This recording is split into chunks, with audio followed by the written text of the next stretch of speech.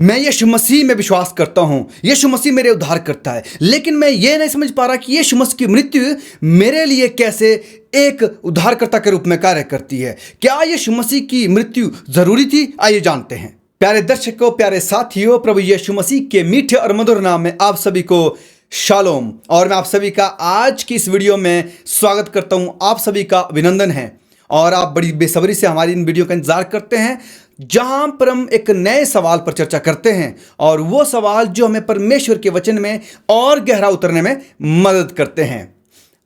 मैं ये विश्वास करता हूं कि यीशु मसीह मेरे उद्धार करता है, यीशु मसीह के जरिए से मेरा उद्धार है, लेकिन मैं ये समझ नहीं पा रहा हूं कि कैसे यीशु मसीह की मृत्यु मेरे उद्धार के लिए काम करती है, या मसीह की मृत्यु क्यों जरूरी थी। ये आज का सवाल है जिस पर हम चर्चा करने जा रहे हैं।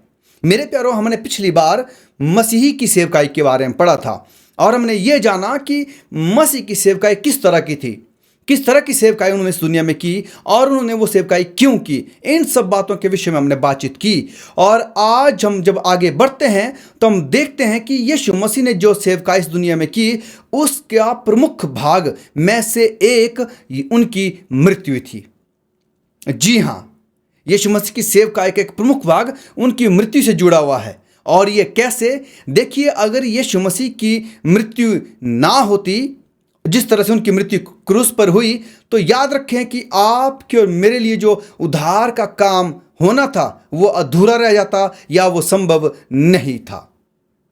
तो यीशु मसीह की मृत्यु के बिना आपका और मेरा उद्धार होना संभव नहीं है। ये बात हम याद रखें। लेकिन ये कैसे काम करती है, क्यों जरूरी थी? आइए धीरे धीरे आगे बढ़ते हैं और जानते हैं आज किस वीडियो में। यीशु मसीह की संस्थागत मृत्यु सर्वोच्च बलिदान है, यानी कि सबसे बड़ा बलिदान है। वो मानवता के प्रति सबसे प्रेमपूर्ण और निस्वार्थ कार्य था यीशु मसीह की मृत्यु। इसमें कोई भी स्वार्थ नहीं था। वो सबसे बड़ा प्रेम था कि यीशु ने अपनी मौत क्रूस पर जो है आपके और मेरे लिए दी। ये सबसे बड़ा प्रेम यहां पर हमें नजर आता है और इसमें कोई भी स्वार्थ नहीं है। इस बात को हम याद रखें। आइए बाइबल की आयत पढ़ते हैं। यूहन्ना 15:13 कहती है, इससे बड़ा प्रेम किसी का नहीं कि कोई अपने मित्रों के लिए अपना प्राण दे। जी हां, सिर्फ यीशु मसीह का प्रेम है जो हमें, जो अपने दोस्त मानते, अपने भाई मानते, अपने मित्रगण मानते हैं, हमारे लिए यीशु ने अपनी जान उस क्रूस पर दी। वो जान जो हमारे लिए उद्धार का काम करती है, वो लहू जो क्रूस पर बहाया गया, वो आपके मेरे लिए उद्धार का काम करता है। आइए चलिए आगे बढ़ते हैं। इसराइलियों ने मंदिर की सेवा के एक भाग के रूप में मंदिर में बलिदान की। ये बड़ा जरूरी भाग था। जब मंदिर की सेवकाई थी, वहां पर बलिदान देना ये एक बड़ा प्रमुख हिस्सा था, बड़ा प्रमुख भाग था वहां के काम का। इसीलिए यीशु मसीह को परमेश्वर का मेमना कहा जाता है। और यूहन्ना 1:29 में कहा गया है, परमेश्वर का मेमना है जो जगत के पापों को उठा ले जाता है। जी हाँ, यीशु मसीह वो मेमने बने जिनका बलिदान होना जरूरी था ताकि वो दुनिया के पाप उठा ले जाएं। जिस तरह से मंदिर की सेवकाई में एक मेमना जिसके द्वारा वो लाया जाता था, उसके बलिदान, उसके पापों का आह्वान करता था, उन्हें उठाता था, उसी तरह से यीशु मसीह ने इस पूरी दुनिया के पापों को उठाया, अपने ऊपर लिया और क्रूस पर अपनी जान दी। और यहीं से उद्धार जो वो आपके मेरे लिए संभव। क्या यीशु का मरना जरूरी था? क्या कोई और रास्ता नहीं था, कोई और मार्ग नहीं था? दुनिया शुरू होने से पहले परमेश्वर ने उद्धार की योजना को पूर्व निर्धारित कर लिया था। उन्होंने पहले उस उद्धार की योजना को बना लिया था ताकि आप और मैं जो पाप में पड़ेंगे उनको बचा लिया जाए। जी हाँ मेरे प्यारों, हम देखते हैं कि उद्धार की योजना पहले से तैयार की गई थी, लेकिन उनके शिष्य भी जो अपने वर्तमान जीवन पर केंद्रित थे, जब यीशु मसीह उनके साथ रहे, वो अपने ही बीच में खोए हुए थे। उनको किसी से कोई लेना देना नहीं था। उन्हें लगता था कि मुझे ये पद मिल जाए, या वो अपने आप में हर बात में केंद्रित थे। यीशु ने उन्हें बार बार बताया, स्पष्ट रूप से बताया कि उनके जाने के बाद उन्हें क्या करना है। वो समय आता है कि अब उन्हें इस दुनिया से अलविदा कहना। ये सब बातें बार बार यीशु मसीह अपने चेलों को बता रहे थे और उन्होंने इस विशेष कार्य को चुना ताकि दुनिया को, संसार को, आपको और मुझको पाप से बाहर निकाला जा सके। मेरे प्यारो, यीशु मसीह ने ये महान काम किया प्रेम के चलते। और यीशु की के लिए अपनी सेवकाई के अंतिम भाव को पूरा करने का समय अब आ गया था। उन्होंने अपने शिष्यों के साथ फसह का पर्व मनाया और उन्होंने उनके साथ आखिरी रात्रि का भोजन किया। ये कुछ बातें थी जो उनके सूली पर, उनके पकड़वाए जाने से पहले बातें हुई थी। और वहाँ पर हम देखते हैं कि वो बलिदान के मेमने बने जिनको शुरुआत से ठहराया गया था। यानी कि यीशु मसीह वो सर्वोच्च बलिदान बने। जो रोज़ बलिदान मंदिर में लाए जाते थे वो किसी का उद्धार नहीं कर सकते थे, लेकिन वो आने वाली बातों के लिए, यानी कि वो यीशु मसीह की ओर इशारा कर रहे थे कि एक ऐसा व्यक्ति आएगा जो सच में पापों का उद्धार करेगा। और वो उन सब के लिए एक छाया थी जो मंदिर में मेमने लाए जाते थे। मेरे प्यार, इस बात को हम ध्यान रखें। अगर आप यीशु मसीह की सेवकाई के बारे में बहुत आज से अध्ययन करना चाहते हैं तो आप मंदिर की सेवकाई के बारे में सीखें। जब हम मंदिर की सेवकाई के बारे में सीखते हैं तो हम यीशु मसीह की सेवकाई को बड़ी अच्छी तरह से समझ सकते हैं। तो यहाँ पर हम देखते हैं कि यीशु मसीह जो अब वो पूरा काम कर रहे हैं। और यहाँ पर आयत इस तरह से कहती है, लूका 22 की 19 और मत्ती 26 के 28 में इस तरह से लिखा गया है कि यह मेरी देह है जो तुम्हारे लिए दी जाती है, क्योंकि यह वाचा का मेरा वो लहू है जो बहुतों के लिए पापों की क्षमा के निमित्त बहाया जाता है। जी हाँ, देखिए यहाँ पर साफ लिखा गया है कि अगर हमें पापों की क्षमा चाहिए तो यीशु का लहू बहना ज़रूरी है। यानी कि यीशु का मरना, यीशु की मृत्यु सूली पर बहुत ज़रूरी है, क्योंकि वो यीशु मसीह वो मेमने बने जो पापों को वहन करते हैं, पापों को उठा ले जाते हैं। मत्ती 26 की जो पूरी कहानी है, पतरस और अन्य शिष्यों को शायद वो समय में समझ नहीं आई थी कि यीशु मसीह को हमारे पापों के लिए जो कितनी बड़ी कीमत चुकानी पड़ी है, ताकि हम जो पापी हैं और हम जो परमेश्वर के परिवार का हिस्सा बन सके। ये तभी मुमकिन था, ये तभी संभव था अगर यीशु मसीह उस सूली पर अपनी जान दे देते। और यीशु मसीह ने ये सारा काम निस्वार्थ किया, बिना किसी स्वार्थ के किया। अब सवाल ये आता है कि वो तो ये नहीं समझ पाए थे, लेकिन यीशु मसीह ने उन्हें बार बार बताया था। आइए देखिए हम कि पहला पतरस उसकी 1 की 18 और 19 में क्या कहा गया है। पहला पतरस उसकी 1 की 18 और 19 में आइए देखते क्या कहते हैं।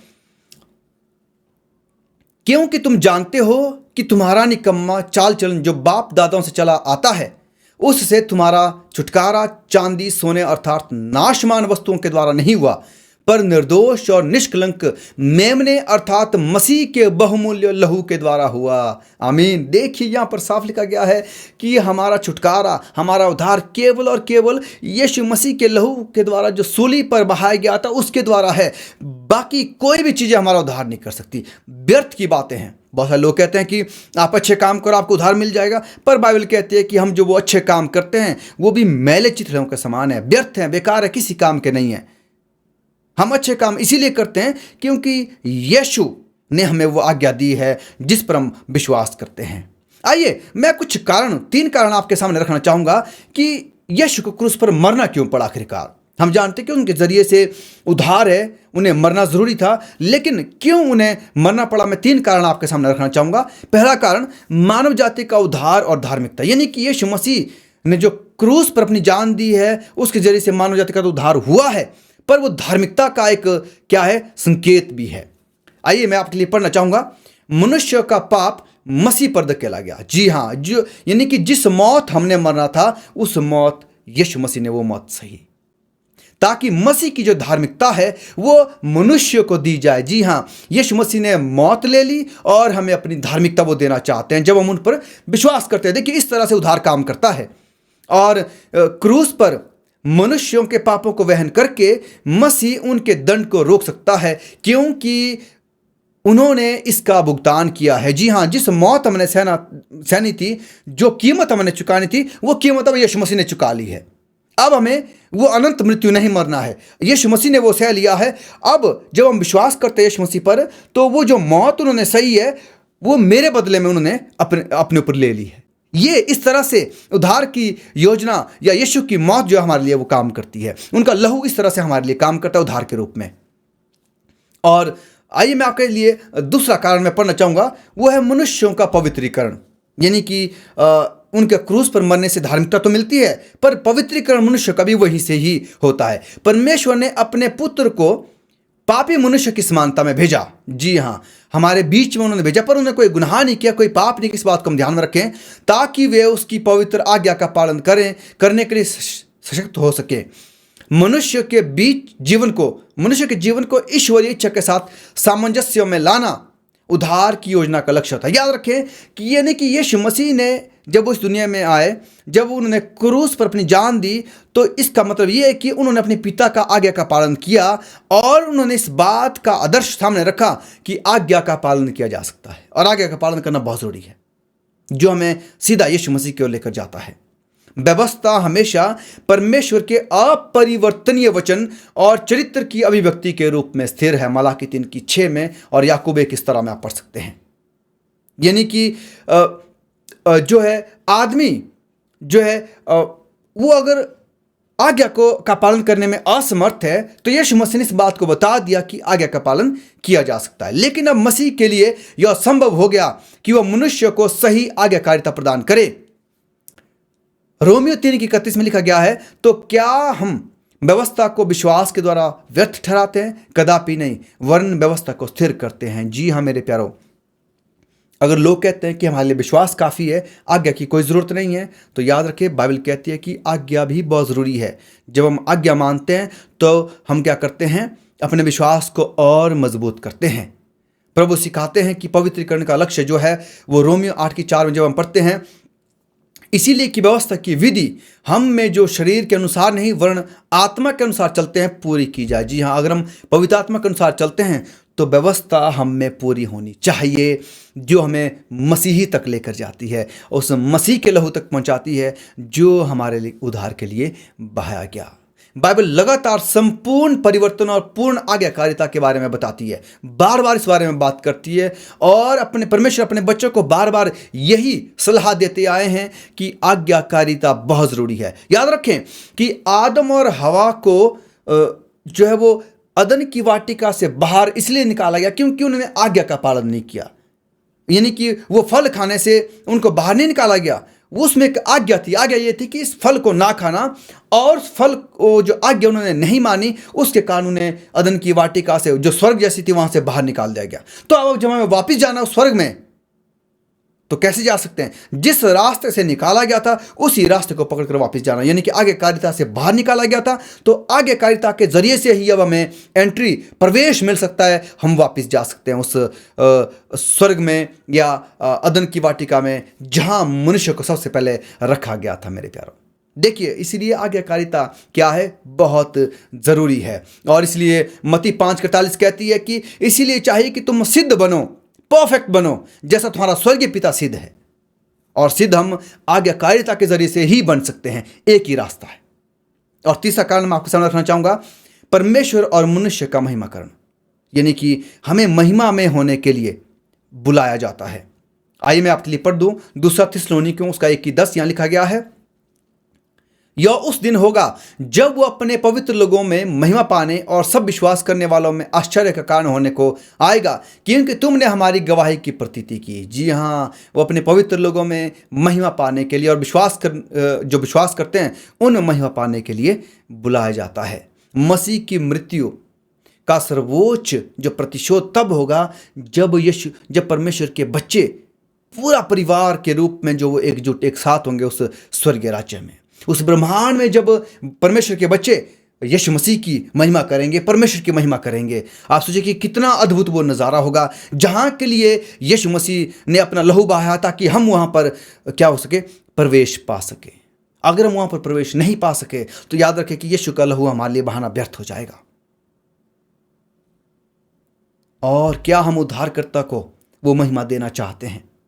तो यहां से हम देखते हैं कि यीशु का लहू बहना या यीशु की मृत्यु बहुत ज़रूरी थी, और उसके ज़रिए से हमारे लिए क्या है? उद्धार की योजना को जो है पूरा किया जाता है। तो ये यीशु मसीह की सेवकाई का सबसे प्रमुख भाग था, यानी कि यीशु मसीह का क्रूस पर मौत को सहना, ये बड़ा ज़रूरी भाग था। अगर यीशु मसीह मौत को ना सहते तो वो उद्धार का काम अधूरा ही रह जाता। मेरे प्यारों, तो आइए हम इस बात को अपने जहन में हमेशा तैयार रखें, बनाकर रखें कि यीशु का क्रूस पर मरना सिर्फ मेरे लिए था।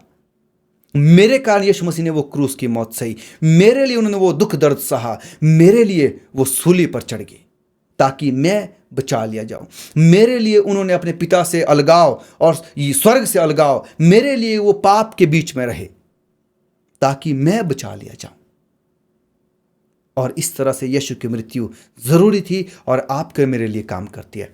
आप और जानकारी अगर चाहते हैं, डिस्क्रिप्शन में कुछ लिंक्स दिए गए हैं, आप उन्हें पढ़ें और वहाँ से आपको बहुत सारी जानकारी मिल जाएगी।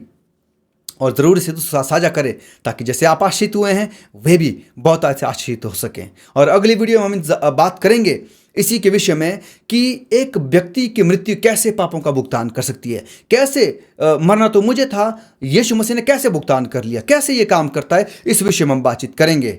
परमेश्वर की आशीष आप सब पर बहुत अच्छे बनी रहे और हमें इस बात को समझने में मदद कर सके कि कैसे यीशु का लहू मेरे लिए काम करता है।